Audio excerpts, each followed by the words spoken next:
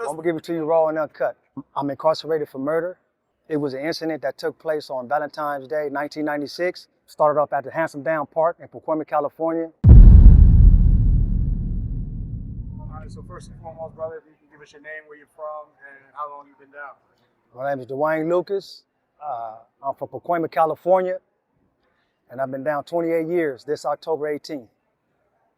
Last one, if you don't mind, speak about what might have brought you in here, what might be the circumstances.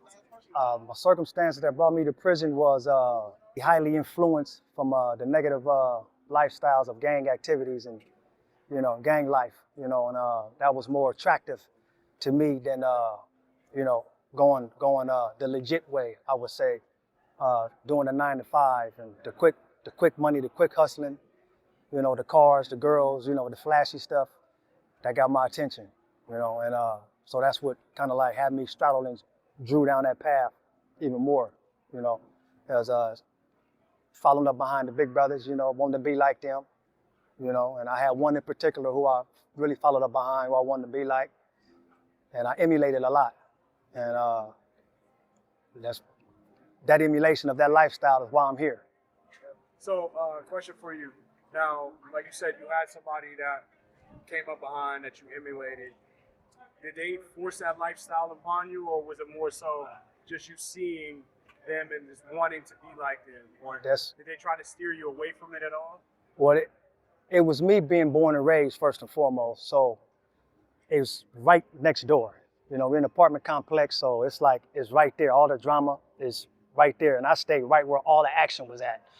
So you can say that I jumped off the porch, kind of ahead of the game, just from watching all the brothers and all the activities of knowing how to survive that lifestyle. So when I jumped in it, I pretty much knew what I was doing already. Be a leader, take charge, move forward, don't settle for nothing, don't be no loser, don't lose, and protect your family. So what the brothers' idea was with that's what drew my attention, protecting the neighborhood. I'm gonna give it to you raw and uncut. I'm incarcerated for murder. I'm a youth offender. It was an incident that took place on Valentine's Day, 1996. Started off at the Handsome Down Park in Pacoima, California. Guy was 3 days fresh out of prison. Came up, wondering why you got all the girls around me, One girl he had an eye on, he drew her to him, talked to her, but she came back over there where we was at. And that upset him. He was very upset about that. Got mad and started gangbanging on me, and that wasn't my mindset for the day. You know what I'm saying? I was gangbanging, was out there straddling, doing my thing, doing street life living, but I wasn't on that today. That Valentine's Day, I was thinking about girls. I wasn't trying to do nothing else but think about girls. So this dude followed me from 3 different spots, from the liquor store to the weed spot, trying to start fights.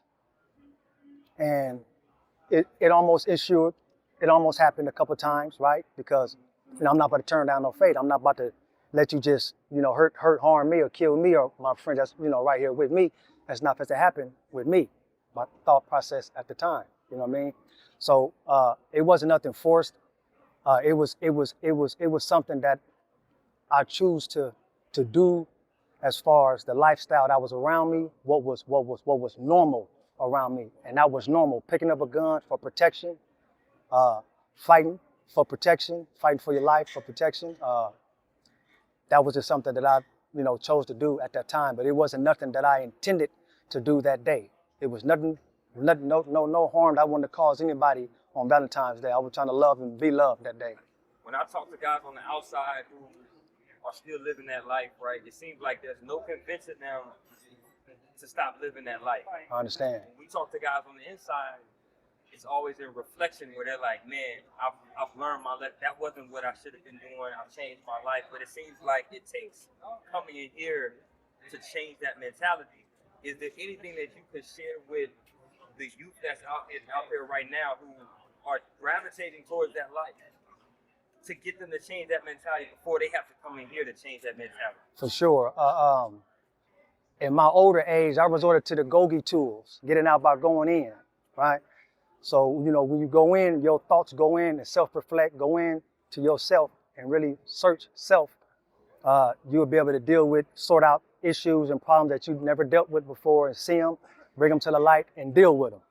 And that's what I've been able to do. So I would instill Gogi tools into all detention centers and to even into making it to some type of curriculum and to education. And to, I would say, start as early as preschool. You know what I mean? Because, you know, learning these tools of how to deal with and know these emotions and these feelings and the terms that I've learned, you know, stuff like that, you know, how to deal with, you know, me, learning more about me. I would most definitely share that with them youngsters so they can know how to deal with self.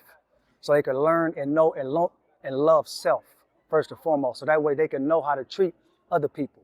You know what I'm saying? Because you treating yourself right, you more likely have a better chance of treating somebody else right. So I would instill good positive tools, Gogi tools, positive words, positive thoughts, positive actions, belly breathing, first a 5-second light switch, and being the boss of their brain. You know, so all of these incorporate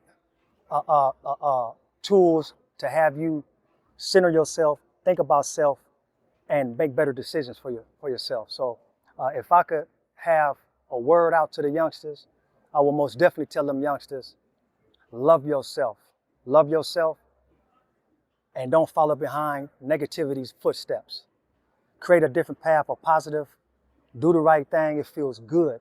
I've been down 28 years, it feels good doing the right thing now. It's sad that, you know, I had to bump my head with this hard head. I had to and get it up in here and figure that out up in here. But some of us had to go through this path. God got paths for everybody.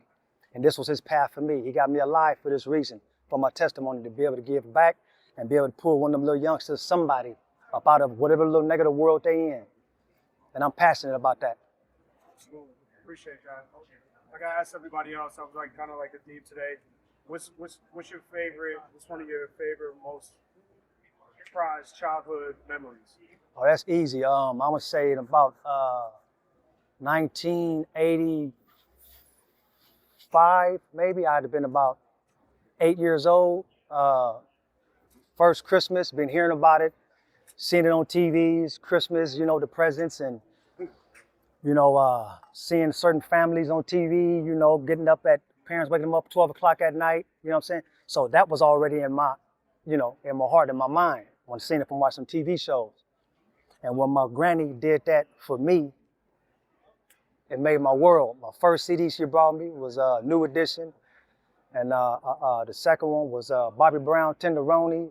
The third one was Eric B. and Rakim. And the fourth one was LL Cool J, I'm Bad.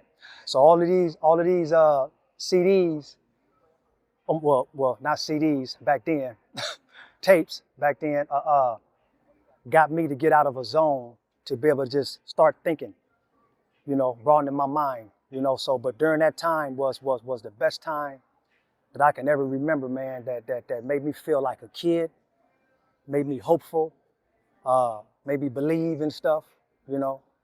And yeah, so I would say 84, 85, around Christmas time, Granny waking me up 12 o'clock at night, you know, open up your present, you know. I never forget, I still happy, I still feel good about it to this day. I still tell her about that story to this day. You know, and that's my girl, she's still alive, she's 85, and I can't wait to get out there to her so I can help make her world a little bit better from all the pain I've been causing her all this time. Beautiful. Yeah. And last question, is there any one specific moment where you realized you were no longer a kid and now you were an adult? I'm gonna say when my mom passed in 2012, sadly to say, and I had to been about 30, 33, 34 then. Sadly to say, that old, but when she passed, it hit home with a lot of stuff because we was estranged. And God put us together so we can reconcile and settle our differences and the pain that I felt from her. And I hashed it out to her, man. I let it all out. She accepted it, you know, and of course we cried and stuff like that. Then he called on her a week later. So she was passed on a week later. So I just look at, you know, God got something for me. He got something special for me. He got me favored. and I know his signs and symbols when he's talking to me, you know. So after she passed, like that light switch just went off. Wake up, you know, wake up and get it together. You know, so 2012, I would say, would be my transformation period of me turning to a full man up in here and really take control of my life and getting in groups and applying myself, you know, trying to change for the better. Absolutely. If you can get out tomorrow, what's the first concert you're going to? Ooh, I'm gonna say Beyonce concert. So all the ladies is at. I'm trying to be where the ladies at. I've been around men all my life. I'm trying to get out there and be around the ladies, kicking, you know what I'm saying? I would say a Beyonce concert though. Appreciate you, brother. Appreciate you, big dog. Thank you so much. That's right, Troy. Appreciate you. Thank you. All the time, yes sir.